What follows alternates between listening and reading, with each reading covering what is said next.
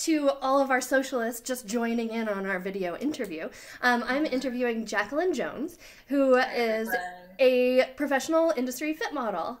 And we wanted to chat today and just kind of explore a little bit about what that means and the stuff that she works on and what that job looks like. So Jaclyn, you have modeled for people like Taylor and Kohl's, and I worked with you at JCPenney. Yes. And I think I remember you from Kohl's, but I'm not... Yeah, maybe probably, not. Because I feel like when I got to JCPenney, we were pretty familiar. Yeah. With each other. Like, you're a familiar face. So yeah. we probably get to each other at Kohl's. Yeah. Such a small world in that industry. Yes. Everybody seems to know everybody. It is crazy. Yeah. So, tell me, how did you even get started as a fit model in the first place? It's not like something you really go to school for, so. Oh my gosh, yeah, such a crazy. So I started modeling in college. I was a journalism major, and one day one of the models didn't show up, and at the time I was a size 6, which I'll probably never be again. But, she didn't show up, and they're like, oh my God, Jaclyn, you could fit into the clothes. So long story short, I really ended up doing all their modeling for them for their on-air shows. And one day I saw the model fill out her voucher, and I was like, $300 an hour. I could not believe it. I was 20 years old, and I was like, oh my God, hello, you need to get an agent. This is crazy. So that was just kind of the start of the whole modeling industry in general. And then I was also bartending full-time. After I graduated college, trying to pay my bills. I was going to acting school. And I had this regular that used to come in all the time. And he was like, Jaclyn, I always got these, what are you doing here? You're too beautiful for this. You could be making more money, blah, blah, blah. Yeah, okay. So he said, have you ever looked into fit modeling? And I was like, hello, I don't have a 6-pack. No, what are you talking about? I don't even work out. At the time, I didn't work out. Yeah. And he goes, no. He's like, listen, he was in his mid to late 50s. He said, I used to be a model in my heyday for Ford in New York, and all of my girlfriends, after they were done with runway and commercial print, he was like, they segued into fit modeling. And he said, listen, no, it's a legit career. He's like, they put their kids through school, they bought their houses. He's like, one of the fit models even has a sub, when she wants to go on vacation, she comes in, or when the client takes her to China, to the factory, she fits for them. And, he made it sound pretty glamorous, and I was intrigued. So literally he would come in every week and would ask me, did you look into this yet? That's crazy. So finally one day, I don't know what it was, I was probably fed up with some drunk customer, and I researched fit modeling, and the owner of my agency, which used to be MSA and is now state, she was, the first thing that popped up was this article from CNN, and it said, top 5 ways to make 6 figures working part-time. And I was like, okay, this guy's onto something. And I clicked on it, and literally fit modeling was number 3, and quoted was Susan Levine, who was the owner of MSA State Management, and she was just kind of going in, and then I clicked into another, which was this girl who was an actress / blogger who was also a fit model, so she was kind of explaining what fit modeling was. So I saw that the agency had open calls, so I'd had my acting headshot, and I just kind of took my measurements and wrote it on the back of the headshot, and went to the open call, and then literally this guy came out, and he's like, pointing at the other models, and he's like, we saw you 6 months ago, I'm sorry, you okay? And then he pointed to me, he's like, wait here.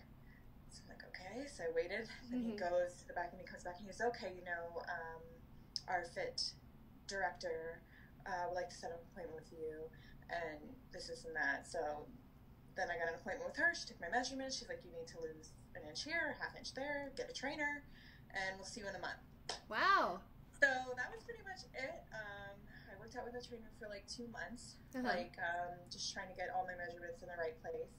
And at the time, I was more of a 6'8", and got my headshots done, my comp card, and then started going on go-sees. So that was about 11 years ago. you have to maintain your body like an unbelievable amount. Within a half inch. That is so insane. Can you talk a little bit more about like how do you make that work? I mean, when you think of an inch, it's usually like this, right? So think about half of your little fingertip. Yeah. And basically all points of your body, your bicep, your bust, your waist, your hip, your thigh, etc. Yeah, I mean, it's not easy. I've never been a skinny girl. Luckily, I kind of fell, which is like another story too, fell into the niche of the curvy fit, which when I first started 11 years ago, it didn't necessarily mean plus size, which a lot of people are associating it with now. It was really more your body shape. So your waist to hip to bust ratio, and the shape of that. So you could be, you know, a size 4 and be a curvy girl. You could be a size 14 and be a curvy girl. You know, kind of that hourglass shape. So what works for me is I have to mix up my workouts. So I have kind of like an athletic body type. So if I do too much of one thing, then the muscle tends to pronate in certain areas. So I try to keep it mixed up. I do a mix of like Orange Theory, which is kind of like a cardio weight circuit workout. I like spin, Pilates. I'll kind of do like a yoga stretching thing on my own time. So I try to work out 4 on a really great week, 5 days a week. And Monday through Friday, I keep my, I don't like to call it a diet because it's more like a lifestyle, but you know, I keep what I eat just kind of clean and, you know, low sugar, don't go overboard with drinking or anything. And then usually like Friday night and then Saturday will be like days that I'll do my little cheat meal. So like I'll have like dinner on a Friday night, or I love brunch, so that's Saturday morning. And then Sunday I try to like rein it back in. So it is pretty, for me, you have to stay very disciplined. That is so mind-blowing to me. Even when you think about like you go out for lunch and then you come back and you're like, oh, you know, I feel kind of bloated, blah blah blah. Like when you're in a fitting, do you have to talk through stuff like that, or you know, like you know, depending on the client, some clients are very strict, so they measure you every 2 weeks. So, and like I think as I've gotten older, it depends on even the time of the day. Like I can weigh myself in the morning on an empty stomach and measure myself, and I can be half an inch bigger after lunch, you know, like if I had a big salad or something. So, and that's crazy too, because like even just eating a salad can make you bloated and you're eating healthy. So I would just try to eat like, I would snack a lot, and then, you know, try to eat like a light lunch, and just kind of like fuel my body throughout the day. But yeah, if I ever did come across where I was like an inch over or something, you know, usually I would, and this is the crazy thing, it's like they love to measure you when you come off holiday, so it would be like after Christmas, or they would know that you went on vacation, and like, oh, by the way, we're going to measure you when you get back. So, you know, you just kind of explain those things, and after a while with your clients, you know, you build a good relationship, and they trust you, and they know that you'll rein it in and get back on it, so they'll usually say, okay, you know, we'll check you again in a month, or something like that. But usually as long as the garments are looking like they fit you, you know, nothing drastic. Well, and that's what's interesting from my perspective, is that like as somebody who fits the garments on you, I have to measure those garments as closely as you are measuring your own body. But then it, you know, like you have to take into account tolerances, and you know, like if you are the ideal average size for us, and what if somebody just a little bit bigger or a little bit smaller wants to wear that same size? Like it might be actually beneficial to have you kind of varying. I don't know if a whole lot of people think about that, but you know, I always found that my hip and thigh were always on the larger side, but a lot of my clients were like, well, that's good because you feel the garment out, you know, it's clean on you, and then also, you know, the average girl isn't, you know, wearing something that really fits perfectly. Like you ride the subway, you know, you go to the grocery store, like she kind of likes, she'll either like to wear her thing snug, or maybe she likes to wear it loose, so she'll buy it a size a little bigger. So it's really just the preference of the customer and your, you know, what your girl likes to, how she likes to wear her clothes.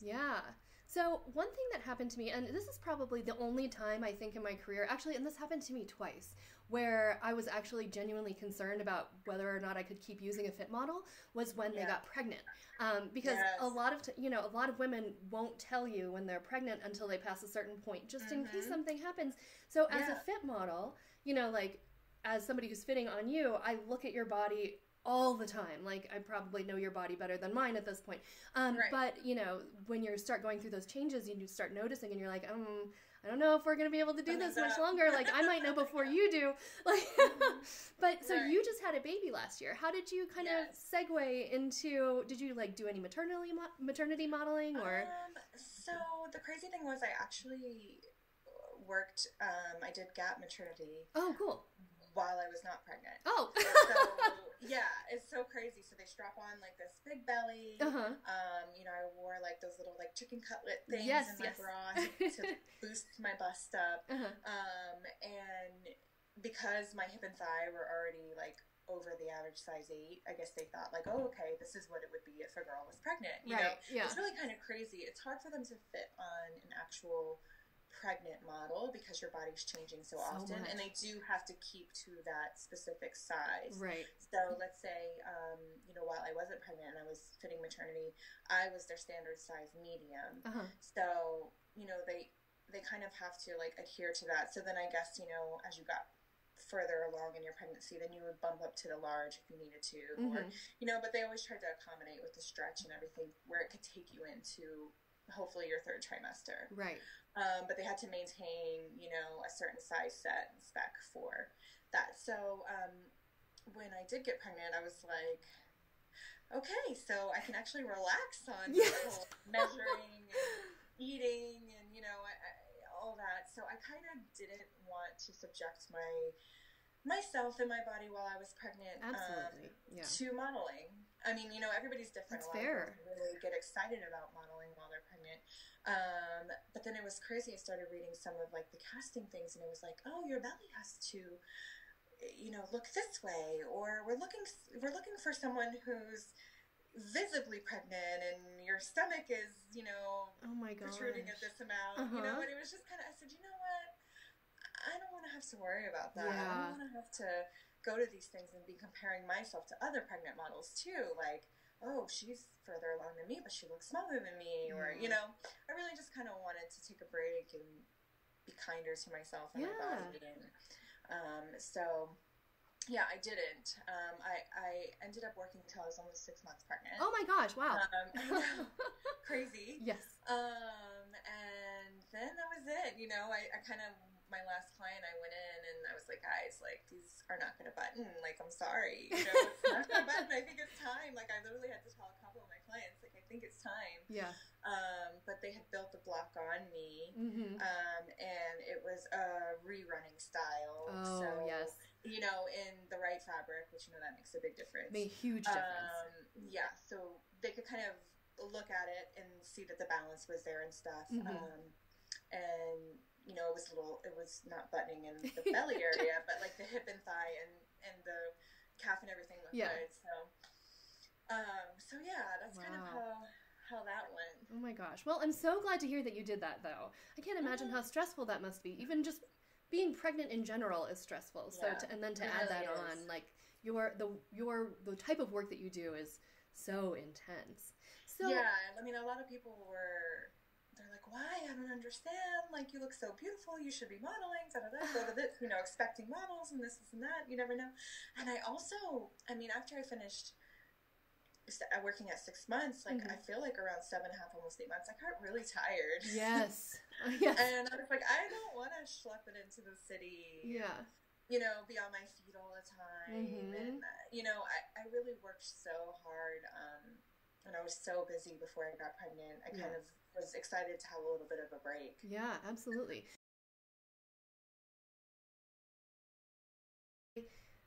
I'm super curious. Like, we always, at least everywhere that I worked, tried to be really you know, conscientious about the models and not being rude to them and like. Yeah. So have you had You're people? Always amazing, by the way. Oh, thank you. Yeah. But have you had people be like rude or like body shaming or like is there stuff that you do for yourself, like self-care outside of that to like kind of help you through that, or what do you do? Right. I mean, you know, luckily, I've kind of like I had developed a thick skin at a young age. Yeah. Just modeling like through college and yeah, I mean, you know, it doesn't happen often that someone will say something rude or offensive, but sometimes it happens, and most of the time I've found that the person that's saying it is usually a designer, not a technical designer. And it comes from their own body image, really, and how they feel about themselves. I mean, that's how I take it, you know, and how I process it, because you have to realize you can't really take any of this personal. Like, you know, if you don't get a job or something doesn't fit or, you know, it doesn't work out with a client, usually it's not something personally against you and your personality, or usually, sometimes, I've heard stories that for me myself, you know, I had to be like, listen, this isn't about me. I'm not the right fit for, you know, their target customer that they're trying to go for. I'm not the right body type for who they want their target customer to be. But yeah, I've had someone say, like, I have very athletic legs. So being a curvy girl, you're kind of curvy everywhere. Yes. And I'm sure you remember my calf is probably about like an inch and a half almost bigger than a normal straight size model. Which I actually like, because then you know it's going to fit on your biggest sizes, and you absolutely know it'll fit on your smaller sizes too. Right. But if you're fitting too small, then your bigger people, they just have nowhere to go. Even fit into right. So, so I've had, you know, people go, oh my God, well, you know, her calf is like huge, and you know, and then I've had like one male that, oh yeah, her calf is like the size of mine, like, you know, they've said things like that, or you know, or oh, nobody has a butt like that, you know, and it would be someone that, you know, had no butt. So it's like, oh my God. You know, it just kind of like, you know, or I just knew the designer was just really not happy in general with like her job and herself. And, you know, you would overhear them talking about certain things, and I would just be like, you know what, they're just not a happy person right now. So I'm not even going to take offense at how they're nitpicking at you know, certain things about my body. But most of the time, everyone is very, you know, they try to pick and choose their descriptions wisely. Yes. You know, so, you know, they would say, oh, well, Jaclyn, you know, she's got an athletic body type, so her quads are, you know, going to kind of, like, go out a little bit in the front, but that's okay, you know? So, you know, it's really the way you say it rather than, what's actually said. Yes, absolutely. So do you, like, meditate or do anything like that to help you, like, through the day? Because I would imagine, you know, even just from what you've described, it sounds so crazy. Especially when people are like constantly touching you. Oh my gosh, yes. Which I think was great training for being a mom. Yes. Constantly being on you and touching you. You know, I would just take a couple deep breaths and have a nice like inner dialogue with myself. Yeah. You know, we get paid very well for what we do. So you just kind of have to like put things into perspective. Yeah. And working out helps a lot because it gets us good endorphins going. For sure. So, you know, when I would come home, I would get my workout in, or, you know, on the weekends I would really get it in, and that just makes you feel better in general. So I think those are kind of like my coping mechanisms. So, working in the garment district and, you know, kind of all over Manhattan, you're just, like, running all over the place all day long. So, how are you scheduled? Are you, like, given travel time, or do clients pay for that, or is there anything that you do to, like, get around the city quicker, or... Right. Wear comfortable shoes. Yeah. There's definitely no, like, running around in heels. Yeah. Yeah, comfortable shoes. And then we have a booker through our agency. So every night, usually by 5, hopefully not after, because you like to kind of know what your schedule is going to be the next day. Yeah. You know, we get our schedule, and it is like, depending on how busy you are, at my peak busy, it was like scheduled like by the 15 minute, by 15 minutes. So, and literally, you know, I would have to get to the point where I'd be like, listen, this client is across town. Like, I can't physically get dressed, sign my voucher, get all my stuff together, and get there in 15 minutes. Like, you have to give me half an hour. So usually they would schedule them half an hour apart. And then depending on what you're fitting, you know, sometimes I would have just a half an hour fitting. Sometimes I would have a 2-hour fitting. So my day would be scheduled like that. So usually the most clients I could fit into one day would be 5. Oh, okay. Yeah. I mean, that doesn't sound so bad, but then when you take into consideration all the running around that you're doing in between, I mean, 5 clients would literally be working from like 9 until 6 p.m. usually. Gosh. Are there things that you have to do for your job, like, tell me a little bit more about that. Like, what do you have to do when you're actually in a fitting, or, you know, do you have to keep your personal appearance in a certain way for clients, or? Yeah, I mean, I always, you know, made sure, like, I always make sure that I wear makeup naturally. You know, just natural makeup, not anything that brings too much attention. So I would never wear, like, red lipstick, or I'd never do, like, a really smoky eye.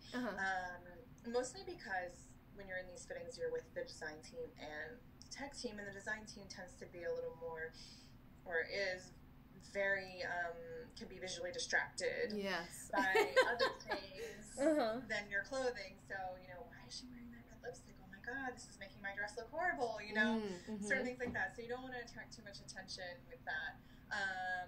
If I'm fitting dresses or outerwear or sweaters, I always wear my hair up. I keep one of those, like, round, like, banana clip things. So I put my hair, because I have long hair, so the hair tie usually doesn't work. So I keep that. And if I'm fitting bottoms, I can keep my hair down, but I tend to just throw it up in a ponytail, just to keep it out of the way. But yeah, I do try to make myself look as presentable as possible. You know, I've heard clients complain about other models. Well, she just doesn't look very model-ish, or yeah, that's how that is. Design mostly will get annoyed, you know, and I understand, you know, because they want to look at you and think, this is the girl who's going to be wearing my stuff. I would like her to look this way in my ideal mind, you know, and they can get distracted by people who didn't brush their hair that day, or, you know, something like that. Right. So when I fit with you, and when I fit with, you know, like, I had a stable of models, I guess, with so many people that you work with, but, you know, you pick your model and then you try to stick with them as much as you possibly can to keep your fit consistent. So when you do that, then you're fitting with things like, I would ask them to bring always the same underwear, or I'd keep, like, a sweater in the office and this is what we always fit with outerwear, or please have a flat and a heel with you. But, and I can't remember if you do this. I know a lot of models do this, is take a suitcase around with them of all their stuff.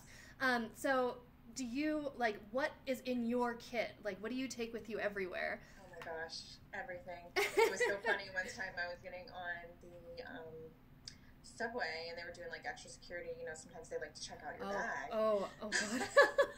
So I had, like, my voucher book, which actually looks like what, like, the police write tickets with. Yes, it does. Before they got the like, cell phone things that they write your ticket on now. And, you know, my little zipper bag, which has, like, everything under the sun in it. You know, he's kind of, like, looking through my stuff and looking at me, and, like, literally he asked me, he's like, what do you do? Why do you have all these things in your bag? But yeah, I mean, I keep my little kit. I usually wear, like, hanky-panky thongs, which when I fit, like, bottoms, because I don't like panty lines. That's just my personal preference. But they're, like, stretchy lace. And then I also keep, like, a regular, like, bikini brief in there. Usually for when people measure me. You know, I don't want to offend them too much. Picking out half naked. Even though they wouldn't be, but still, I like to. So I keep one of those. I usually have specific bras depending on the client. So, like, some clients like me to pad up a little bit more because they're looking for a certain measurement. Others want no padding. Do you, like, write on the inside of the bras who they're for, or do you, like, pretty much? No, I just kind of know. Yeah, kind of know which client wants what. Or, you know, if I go to a go-see and they're looking for a certain measurement, I know, okay, let me put my padded bra on. Got it. Kind of like what they want. I carry, like, like a thin, like Spanx kind of. It's like smooths everything out that I would wear under dresses, so it doesn't really affect my measurements, but it just kind of like creates a smooth line. Right. Mostly for design, because if they see any lumps and bumps, they get distracted. Look at this. Why isn't this fitting right? It's not a fit problem. Exactly. Yeah.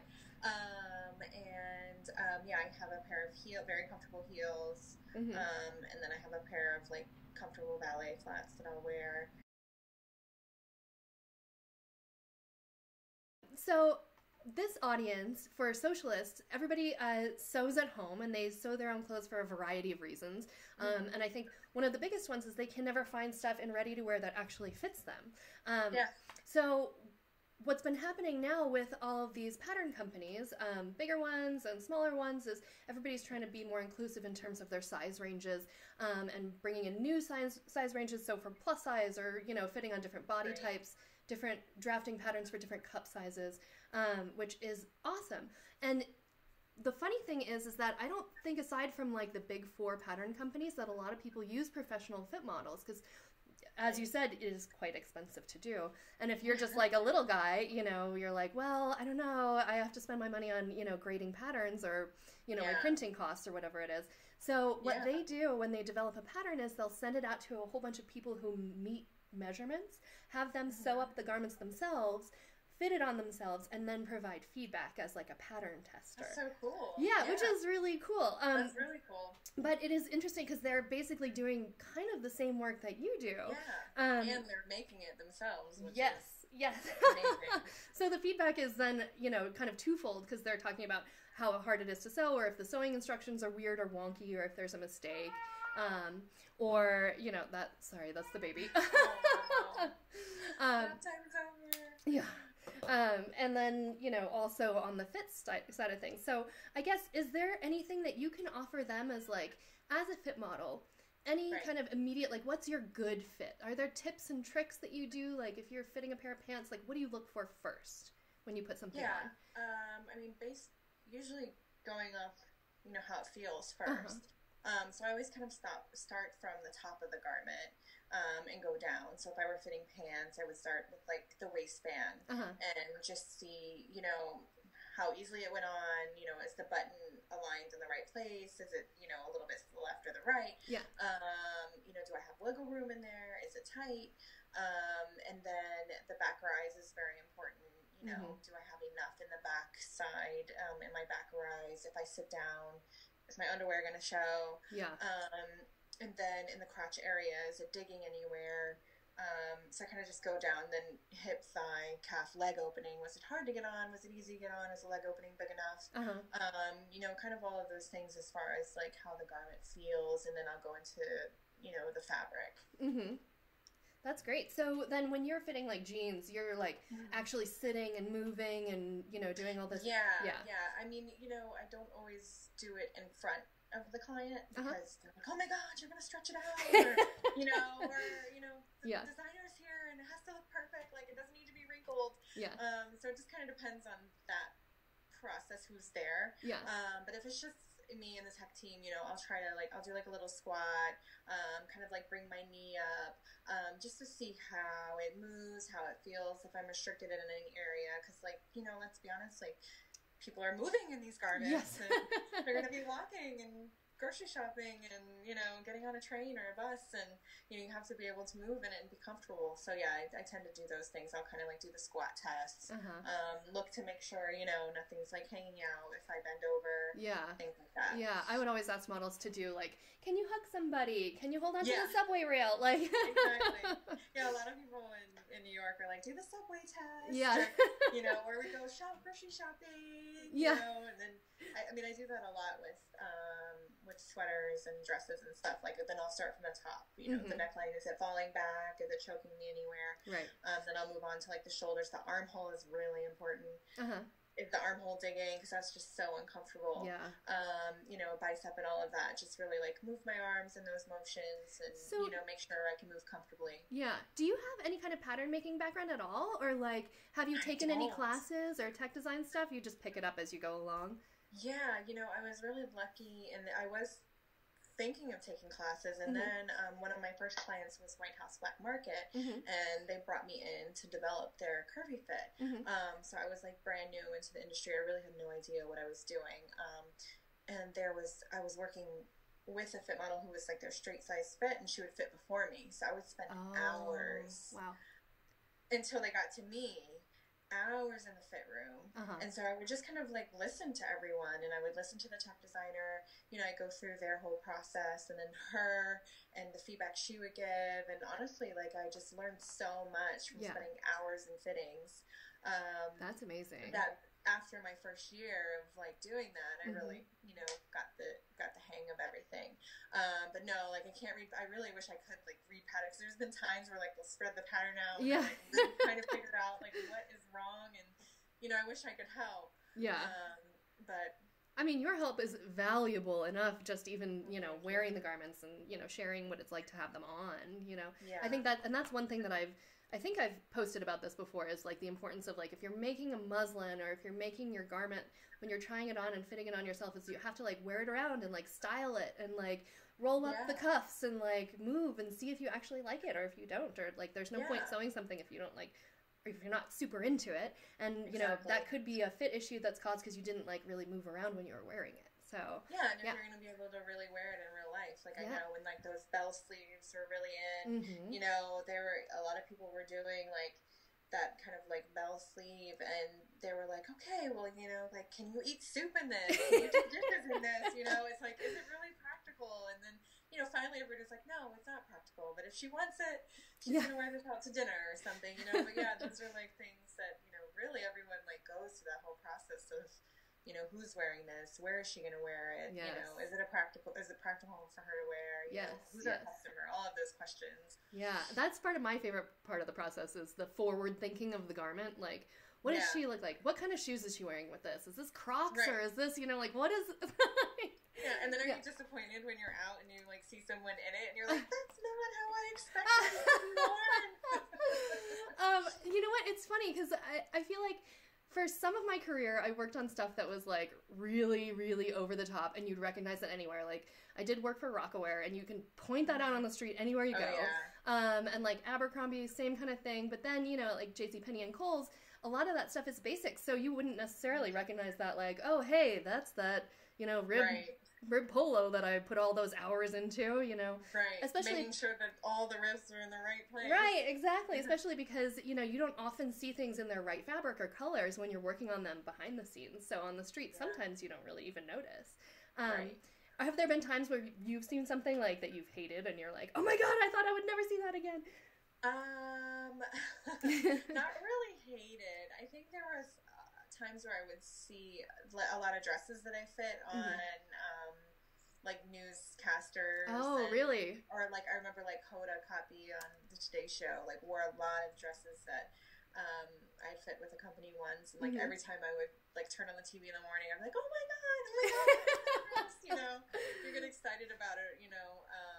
But no, I never really saw anyone on the street that you know, that I could like you said, because a lot of like the basics I wouldn't really notice. I wouldn't know that was, unless there was like Macy's on their denim, they would do like a little thing on the pocket, so I could be, and I was usually pretty happy because it would be someone who, you know, was curvy and you know, probably didn't have many choices when it came to her denim, you know, and she would be rocking it, so I would be happy, That's awesome. So, I do have another question. This wasn't really on the stuff that we talked about, but is there anything that you see on the street that you just cannot stand in terms of, like, fit stuff or garment stuff? Like, for me, it's when people don't, like, cut open their back vents. That drives me crazy. I hate that. Or, like, if the little, the loops, the hanger loops are, like, flopping out. But no, the vent thing definitely bothers me. Also on the cuffs too. A lot of times they have like a little. You can, or like, you know, sometimes, and it's crazy because people wouldn't know to do this, but like if you're a curvy girl and you have like those slit pockets that are basted, I'm like, keep them basted shut, please. Like, you know, because when you open them, they pop open. You know, like if it's on like on your hip area, and then they just like have these, they look like little like mouths, you know, like popping open. Like, I just wish like more curvy girls like knew just to like, don't, you know, what are you going to put in that pocket? Like maybe you can fit like, you know, lip balm in there. Right. But, like, keep them base of shut. It looks so much nicer, you know, without it sticking out. But, yeah, no, it's not really, I wouldn't really say fit too many, I mean, like ill-fitting clothes in general, like if it's something that is extremely too small, and I'm like, girlfriend, like that's not your size. Like don't worry about the number, you know, because if you're wearing something that fits properly, it doesn't matter what size it is. You're gonna look great in it. You're gonna feel good. You know, like when you try to stick to, oh my god, I have to be a size 8, and you're really a size 12, and then like you're gonna like make yourself squeeze into that size 8. Like it's just not gonna look right. Like you're gonna look so much better. Yeah. You know, and feel so much better in something that fits properly. It's not really, and you can't really put too much weight on that number because every company has a different fit model. So, you know, the size that they're fitting on may not just be your body type. So you may have to go up a size. Yeah. Just because they're fitting on someone who's much straighter than you know, or vice versa. So. Yeah, that is excellent advice. Excellent advice. So what is your favorite part about being a fit model? Oh man, well, I always loved fashion. Yeah. I took a home ec class, which I don't even know what they have anymore in high school. I think some places do, but not a lot anymore. We got to the sewing part, and you know, we had to go pick out our pattern, and, you know, sew everything, and I had like the cutest like daisy pattern. I had this little dress. I like swore I was gonna wear it for the summer, and I totally screwed it up. Like it came out terrible. It didn't even fit. Like I sewed the zipper wrong. So at that point, I was like, "This is I probably am not destined to be a designer." You know, like I couldn't sketch.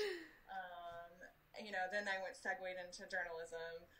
But I always like had that in my mind. Like I always, my mom lived in New Jersey at the time, so I would go to New York a lot, and you know, NYU and FIT, and I was just fascinated with FIT, and so I think the best part is just being able to be involved in the fashion world without actually being a designer or a technical designer. Yeah. And then I didn't know about, you know, fashion PR or merchandising or anything. I didn't know what the other options were. So it's nice to kind of like fall into the industry, and I love the whole collaborative process of, you know, seeing like what they're going to be offering the next season, kind of knowing that before everybody else, and just working with the designers and the technical designers to create this great product for their consumer, and then seeing that it sells, and, you know, just that whole process is pretty rewarding. You know, as a fit model, they're like, "Oh, you're just a mannequin. Like, do people actually like take your opinion into account?" You know. And I'm like, "Yeah, they do. Like, once you build up a good relationship with your client, like, it's really important. It's such an important relationship. It really is. Like, I can't know what something feels like on, and a measurement isn't going to tell me if something is uncomfortable on the inside or if the balance is off. Like, I might be able to tell that laying flat, but probably not unless I have somebody actually wearing it and walking around in it. And unless we can communicate, then I would have no way of knowing how to fix that. So yeah, absolutely. Yeah, definitely. Like, in your form can't tell you that either. So, right. Yes. So yeah, I think that's probably my favorite part, just being a part of that whole creative process. Oh, awesome. What's your least favorite part? Oh man, least favorite. I probably have a couple of those. I mean, having to stay on spec is not fun. Yeah. But, you know, I've grown to kind of appreciate it because I feel like if I didn't have that, I would not keep myself in check as much as I do. Right. And then I definitely don't like fitting lingerie. As they call intimates. Yes. I don't like fitting intimates. And not so much swimwear. Yeah. But, you know, I think that's probably it. Just really kind of like the mental part of, you know, worrying if you're going to be bloated tomorrow because you had that glass of wine, or, you know, certain things like that are not so fun. Yeah. Have you ever had to talk to anybody about, like, perhaps you need a mint today? I don't think people realize, like, how close. Everyone's pretty good. Yeah. I only had one client where this designer would eat her lunch. Literally, like, your face, while she, like, she would have her salad here, and she would take a bite, and then she would go and, like, touch something on you. And sometimes I would be like, those balsamic vinegar and greasy fingers. Go away from me. Oh my God. My mind. But I was really early on in my career, so I really didn't know how to approach that. But luckily, now everyone's pretty, the personal hygiene is pretty good. That's good. So I've got to go because she's yelling mommy in the other room. But thank you so much for doing this. I really appreciate it. Awesome. Yeah, and it's so good to talk to you as always. It's so good to see you. Yeah, I know I miss seeing you. I know. But thank you again. I really appreciate it. Thanks, Gabby. Okay, bye, Jaclyn. Bye.